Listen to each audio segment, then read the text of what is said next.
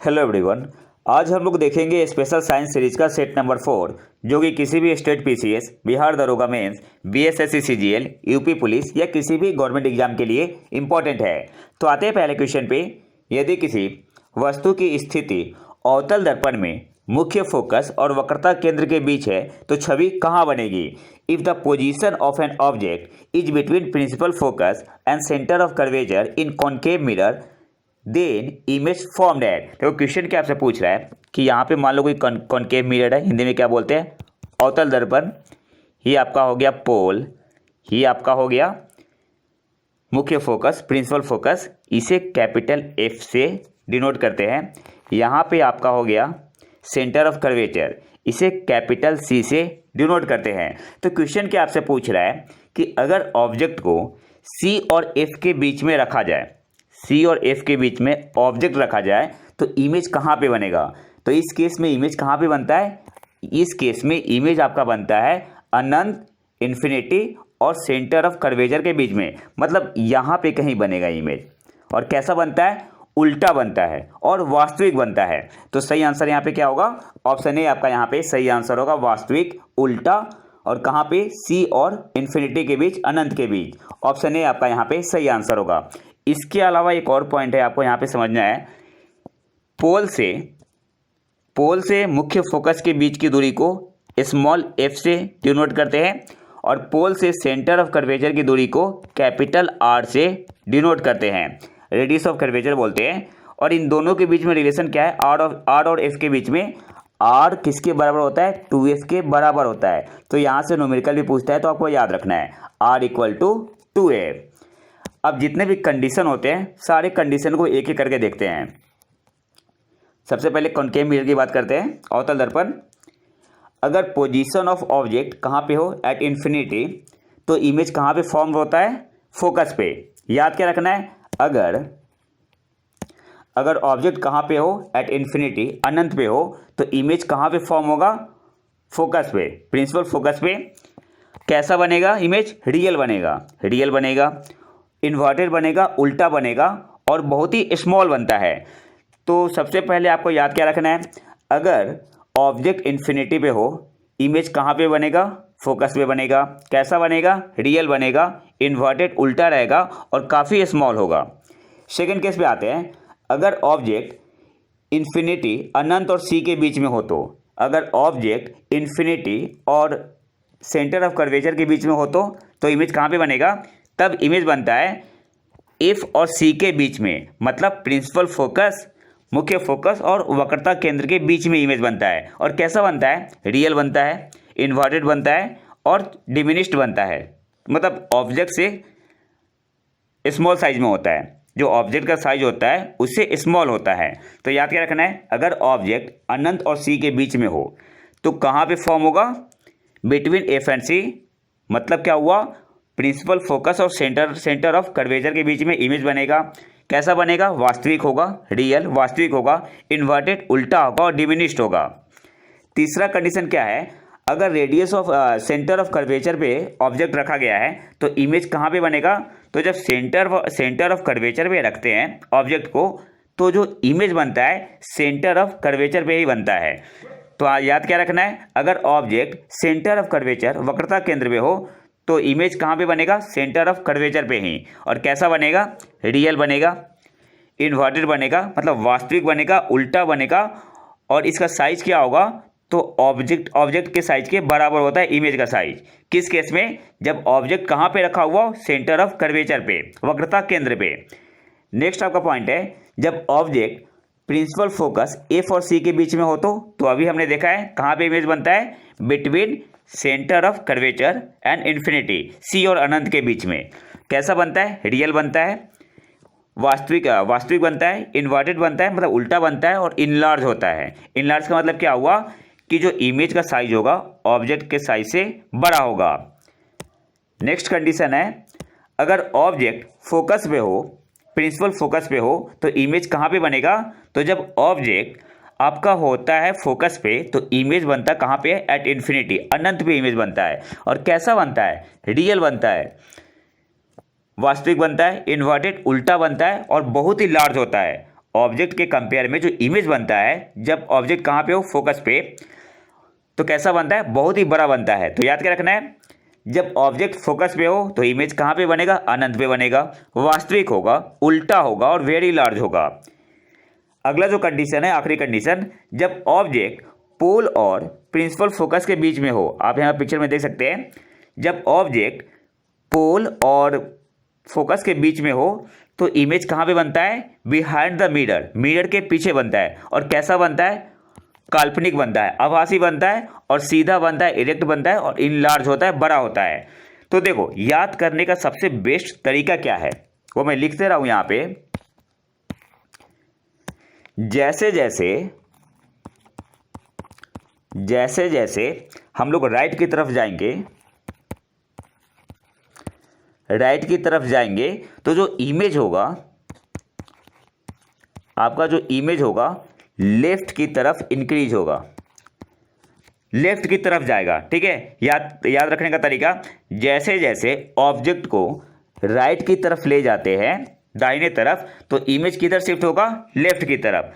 अब आप यहां से एक एक पॉइंट नोट करो। और दूसरा पॉइंट क्या है कि इमेज का साइज भी क्या होता है, इंक्रीज होते जाता है। इमेज का जो साइज होगा, इमेज साइज ये आपका क्या होगा, इंक्रीज होगा। तो याद करने का सबसे बेस्ट तरीका क्या है, जैसे जैसे हम लोग ऑब्जेक्ट को राइट की तरफ, दाहिने तरफ ले जाते हैं तो इमेज किधर शिफ्ट होता है, लेफ्ट की तरफ। ठीक है, और इमेज का साइज इंक्रीज होते जाता है। अब आप यहाँ पे देख सकते हैं, सबसे पहले कहाँ पे है, अनंत पे है, एट इन्फिनिटी। कहाँ पे बन रहा है, फोकस पे बन रहा है, वास्तविक बन रहा है, इन्वर्टेड बन रहा है और वेरी स्मॉल। अब थोड़ा सा और आगे हम लोग आए, between infinity and C image कहाँ पे फॉर्म हुआ, तो देखो और पीछे भाग रहा है ना, लेफ्ट साइड की तरफ जा रहा है। जब ऑब्जेक्ट कहाँ पे हो, इन्फिनिटी और सी के सेंटर ऑफ कर्वेचर के बीच में, तो पहले यहाँ पे बन रहा था फोकस पे, अब फोकस है और लेफ्ट बन रहा है। कहाँ पे बन रहा है, बिटवीन एफ एंड सी। कैसा बन रहा है, रियल, इन्वर्टेड और डिमिनिश। ठीक है, साइज भी बढ़ते जाएगा। फिर हम लोग कहाँ पे आ गए, सेंटर ऑफ कर्वेचर पे। तो आप यहाँ पे क्या देख रहे हैं, इमेज क्या और शिफ्ट हो गया लेफ्ट की तरफ, मतलब वहीं पे बना तो और लेफ्ट की तरफ शिफ्ट हुआ। कैसा बना, रियल, इन्वर्टेड और इक्वल, मतलब साइज धीरे धीरे इंक्रीज हो रहा है। जब हम लोग ऑब्जेक्ट को रखते हैं कहाँ पे, सेंटर ऑफ कर्वेचर और फोकस के बीच में, तो इमेज और लेफ्ट शिफ्ट हो गया। कहाँ पे बना, बिटवीन सी एंड इन्फिनिटी। और जब हम लोग फोकस पे रखते हैं ऑब्जेक्ट को, तो कहाँ पे बनता है, इन्फिनिटी पे बनता है। तो इस तरीके से आप याद रख सकते हो। और एक केस ऐसा होता है जहाँ पे इमेज जो होता है वो क्या होता है, वर्चुअल होता है और इरेक्ट होता है। बस एक ही केस होता है। किस केस में, जब ऑब्जेक्ट पोल और फोकस के बीच में हो। जब ऑब्जेक्ट पोल और फोकस के बीच में रखा हो तो इस केस में केवल क्या बनेगा, आभासी प्रतिबिंब बनता है, सीधा बनता है और इनलार्ज बनता है। तो आप यहाँ पे क्या देख रहे हैं कि इमेज का साइज इंक्रीज होते जा रहा है। फिर देख लेते हैं कन्वेक्स मिरर, कनकेव मिरर देख लिया। कन्वेक्स मिरर केस में दो ही केस होता है। तो सबसे पहले तो दिमाग में बैठा लो कि कन्वेक्स मिरर उत्तल दर्पण में कैसा बनता है, इमेज आभासी बनता है, वर्चुअल बनता है और सीधा बनता है। तो दो केस होता है। सबसे पहले पहला जो केस है, पोजीशन ऑफ एन ऑब्जेक्ट अगर इन्फिनिटी पे हो, तो इस केस में इमेज कहाँ पे बनेगा, फोकस पे बनेगा। कैसा होगा, आभासी होगा, वर्चुअल होगा, इरेक्ट सीधा होगा और बहुत ही स्मॉल होगा। दूसरा केस क्या है, इन फ्रंट ऑफ मिरर हो। अगर object in front of mirror हो तो इमेज कहाँ पे बनेगा, बिटवीन पोल एंड फोकस। कहाँ पे बनेगा, बिटवीन पोल एंड फोकस, इस तरफ। कैसा बनेगा, वर्चुअल बनेगा, इरेक्ट बनेगा और डिमिनिश्ड बनेगा। तो याद क्या क्या रखना है आपको, कन्वेक्स मिरर सबसे आसान है, बस याद रखो कन्वेक्स मिरर उत्तल दर्पण देखते ही कि इमेज तो सबसे पहले आभासी ही बनेगा, वर्चुअल बनेगा और इरेक्ट बनेगा और स्मॉल बनता है। तो जब इन्फिनिटी पे होगा तो वेरी स्मॉल बनता है और जब इन फ्रंट ऑफ मिरर रखा हुआ है तो डिमिनिश्ड बनता है। तो ये याद रखना है आपको कन्वेक्स मिरर उत्तल दर्पण के बारे में। अगले क्वेश्चन पे आते हैं। जब पानी को 0 डिग्री सेल्सियस से 10 डिग्री सेल्सियस तक गर्म किया जाता है तो इसका आयतन पे क्या असर होता है। When water is heated from 0 degree Celsius या 0 degree centigrade to 10 degree centigrade its volume. तो इस केस में क्या होता है, मान लो यहाँ पे आपका 0 डिग्री सेल्सियस है, 0 डिग्री सेंटीग्रेड और यहाँ पे 10 डिग्री सेंटीग्रेड। तो यहाँ पे मैंने दोनों के बीच में क्या आता है 4 डिग्री सेंटीग्रेड, 4 डिग्री सेंटीग्रेड। अब देखो हम क्या जानते हैं, वाटर की डेंसिटी मैक्सिमम किस पे होती है, वाटर की जो डेंसिटी होती है मैक्सिमम किस पे होती है 4 डिग्री सेंटीग्रेड पे। अब देखो इसका मतलब क्या हुआ कि इधर से डेंसिटी क्या हो रहा होगा, इंक्रीज होते जा रहा होगा, डेंसिटी आपका इंक्रीज होते जा रहा होगा, तभी 4 डिग्री सेंटीग्रेड पे क्या है मैक्सिमम है, 4 डिग्री सेंटीग्रेड पे क्या है मैक्सिमम है। तो जब डेंसिटी आपका इंक्रीज होते जा रहा है तो इसका मतलब वॉल्यूम क्या होगा, ये डिक्रीज होगा। फिर इसके बाद 4 डिग्री सेंटीग्रेड के बाद आपका डेंसिटी क्या होगा, डिक्रीज होगा। इसका मतलब क्या हुआ, वॉल्यूम, उसमें वॉल्यूम क्या होगा, इंक्रीज होगा। तो सही आंसर क्या होगा, ऑप्शन डी, पहले घटती है और फिर बढ़ती है। ऑप्शन डी आपका यहाँ पे सही आंसर होगा। अगले क्वेश्चन पे आते हैं, निम्नलिखित में से कौन सा कथन सही है। पहला क्या है, एक विद्युत धारा प्रवाहित करने वाला कंडक्टर अपने चारों ओर चुंबकीय क्षेत्र उत्पन्न करता है। एक current carrying conductor produce magnetic field around it. तो हाँ, ये तो आपका बिल्कुल सही है। सेकंड क्या बोल रहा है, चुंबकीय क्षेत्र में केवल परिमाण होता है, magnetic field has only magnitude. ये गलत है। मैग्नेटिक फील्ड क्या होता है, आपका वेक्टर होता है, तो इसमें डायरेक्शन भी होता है, तो ये आपका गलत हो गया। तीसरा क्या बोल रहा है, on increasing the current through the conductor no effect occur on the intensity of magnetic field around it. चालक के माध्यम से धारा बढ़ाने पर उसके चारों ओर चुंबकीय क्षेत्र की तीव्रता पर कोई प्रभाव नहीं पड़ता है। ये गलत है। गलत क्यों है, क्योंकि इंटेंसिटी जो होती है ये आपका इंक्रीज होती है। तो तीसरा भी गलत है। पूछ क्या रहा है, कौन सा कथन सही है, तो ऑप्शन ए आपका यहाँ पे सही आंसर हो जाएगा, ओनली 1। अगले क्वेश्चन पे आते हैं, निम्नलिखित कथनों पर विचार करें। सघन माध्यम की तुलना में दुर्लभ माध्यम में प्रकाश की गति अधिक होती है। The speed of light is higher in rarer medium than in denser medium. तो स्पीड ऑफ लाइट क्या होता है, c/न्यू। न्यू क्या होता है, रिफ्रैक्टिव इंडेक्स होता है। तो डेंसर मीडियम का जो होता है, डेंसर मीडियम का रिफ्रैक्टिव इंडेक्स होता है, ये ज़्यादा होता है रेयरर मीडियम से। तो बोल क्या रहा है, the speed of light is higher in rarer medium than in denser medium. तो सही बात है, क्योंकि रेयरर मीडियम में जो न्यू होगा वो क्या होगा, कम होगा, तो मतलब ये आपका ज़्यादा होगा। तो रेयरर मीडियम में स्पीड ऑफ लाइट ज़्यादा होती है कंपेयर देन डेंसर मीडियम। तो पहला आपका बिल्कुल सही है। नेक्स्ट क्या है, जब प्रकाश की किरण हवा से पानी में जाती है तो उसकी गति तेज हो जाती है। When a ray of light travels from air to water it speeds up. ये गलत है। क्यों, क्योंकि वाटर का जो रिफ्रैक्टिव इंडेक्स होगा वो क्या होगा, ज़्यादा होगा। तो ज़्यादा होगा तो स्पीड कम होगी ना, तो ये आपका गलत हो गया। तो सही आंसर क्या होगा, ऑप्शन ए आपका यहाँ पे सही आंसर हो जाएगा, ओनली 1। अगले क्वेश्चन पे आते हैं। क्वेश्चन क्या आपसे पूछ रहा है, a particle travels first half of the total distance with constant speed 5 metre per second and second half with constant speed 10 metre per second. Find the average speed during the complete journey. कोई particle है, कुल दूरी का पहला आधा भाग स्थिर चाल 5 मीटर पर सेकेंड से और दूसरा आधा भाग स्थिर चाल मतलब कांस्टेंट स्पीड 10 मीटर पर सेकंड से तय करता है। आपसे पूछ रहा है पूरी यात्रा के दौरान औसत चाल ज्ञात करें। तो इसका एक सिंपल सा फॉर्मूला होता है 2v1v2 upon v1 plus v2। v1 की वैल्यू पुट करो, v2 की वैल्यू पुट करो, आंसर क्या आ गया 20/3 आपका आंसर आ जाएगा। तो ऑप्शन सी आपका यहाँ पे सही आंसर होगा। लेकिन हम लोग इसे बेसिक मेथड से समझते हैं। कारण क्या है, बेसिक मेथड से फ़ायदा क्या होता है कि थोड़ा सा क्वेश्चन टफ भी करेगा ना, जैसे 3 पार्ट में डिवाइड कर दिया, तो उस केस में भी आप आसानी से बना सकते हैं।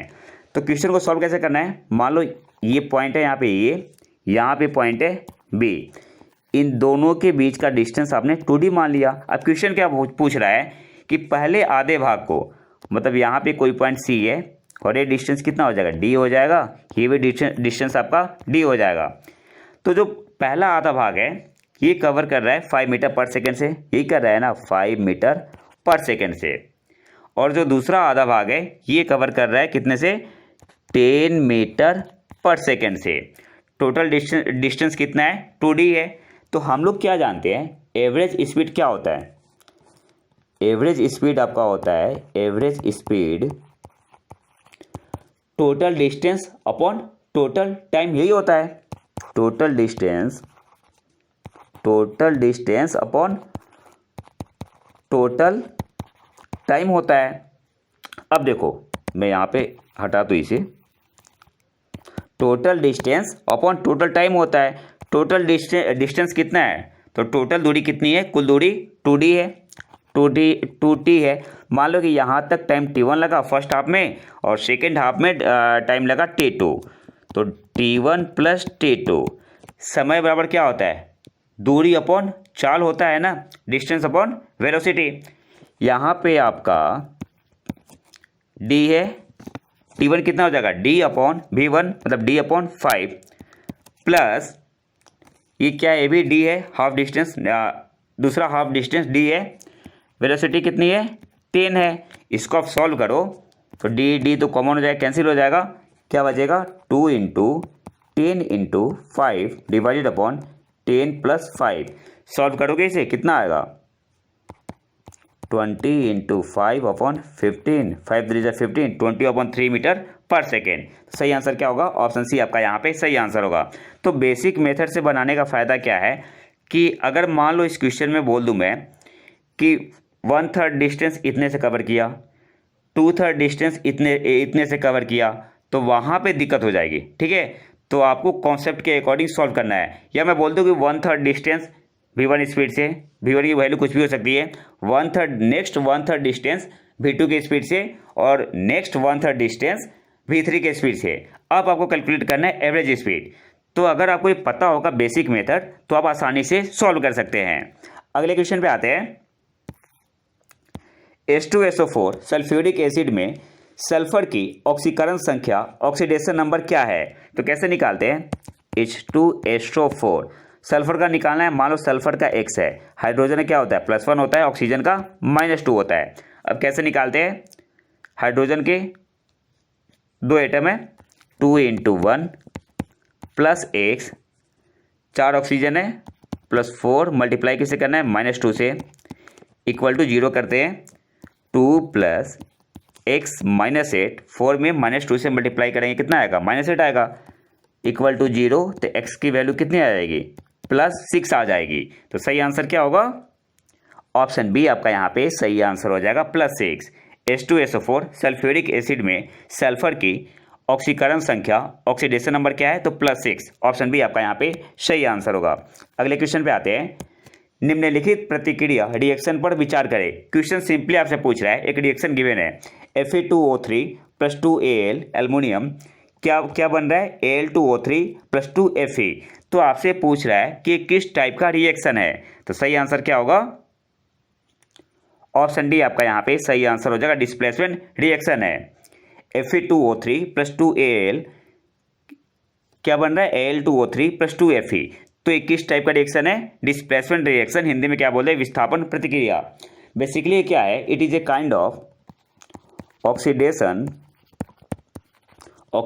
Reduction chemical reaction, oxidation reduction chemical reaction. सही आंसर यहाँ पे क्या होगा, ऑप्शन डी आपका यहाँ पे सही आंसर होगा, विस्थापन प्रतिक्रिया है, डिस्प्लेसमेंट रिएक्शन है। अगले क्वेश्चन पे आते हैं। निम्नलिखित में से कौन सी धातु सोडियम हाइड्रोक्साइड, इसे कैसे लिखते हैं NaOH, घोल के साथ प्रतिक्रिया करने पर हाइड्रोजन गैस उत्पन्न करती है। Which of the following metals on reacting with sodium hydroxide solution produce hydrogen gas. तो यहाँ पे सही आंसर क्या होगा, तो देखो कॉपर और जिंक का जो आपका होता है ये मोर रिएक्टिव होता है, कॉपर और zinc are more reactive than sodium।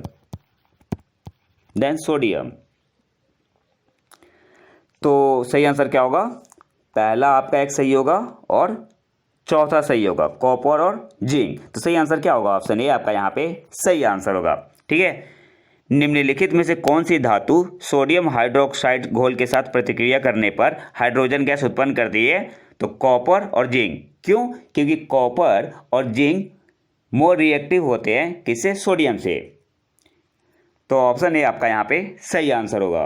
अगले क्वेश्चन पे आते हैं। अधिक ऊंचाई पर रहने वाले व्यक्ति के रक्त में आरबीसी पे क्या फर्क पड़ता है? आरबीसी पे क्या फर्क पड़ता है? तो होता क्या है, जो अधिक ऊंचाई पे रहते हैं आरबीसी इंक्रीज हो जाता है। तो ऑप्शन बी आपका यहाँ पे सही आंसर होगा। आपने देखा होगा जो पहाड़ पे रहते हैं उनके चेहरे पे लाली दिखाई देती है, कारण क्या होता है? आरबीसी की संख्या में बढ़ोतरी हो जाती है। ऑप्शन बी आपका यहाँ पे सही आंसर होगा, इंक्रीज इन द नंबर। और आज के आखिरी क्वेश्चन पे आते हैं। लिगामेंट और टेंडन किस प्रकार के उत्तक है? Ligament and tendon are which type of tissue? तो सही आंसर होगा फाइब्रस कनेक्टिव टिश्यू, रेशेदार संयोजी उत्तक। ऑप्शन सी आपका यहाँ पे सही आंसर होगा। लिगामेंट और टेंडन किस प्रकार के उत्तक है, किस प्रकार का टिश्यू है? तो फाइब्रस कनेक्टिव टिश्यू है। ऑप्शन सी आपका यहाँ पे सही आंसर होगा। इसके अलावा आपको 2 पॉइंट और याद रखना है। लिगामेंट कनेक्ट या अटैच करता है बोन टू बोन को, और टेंडन जो होता है ये अटैच करता है बोन टू मसल को। तो ये इंपॉर्टेंट है, आपको याद रखना है। तो ये तो था हमारा आज का लेक्चर। अगर आपको इसका पीडीएफ चाहिए तो आप हमारे टेलीग्राम चैनल प्रतीक IQ को ज्वाइन कर सकते हैं। और अगर वीडियो पसंद आए तो लाइक करें और चैनल को सब्सक्राइब जरूर कर लें। मिलते हैं नए वीडियो में नए टॉपिक के साथ। तब तक के लिए नमस्कार, जय हिंद।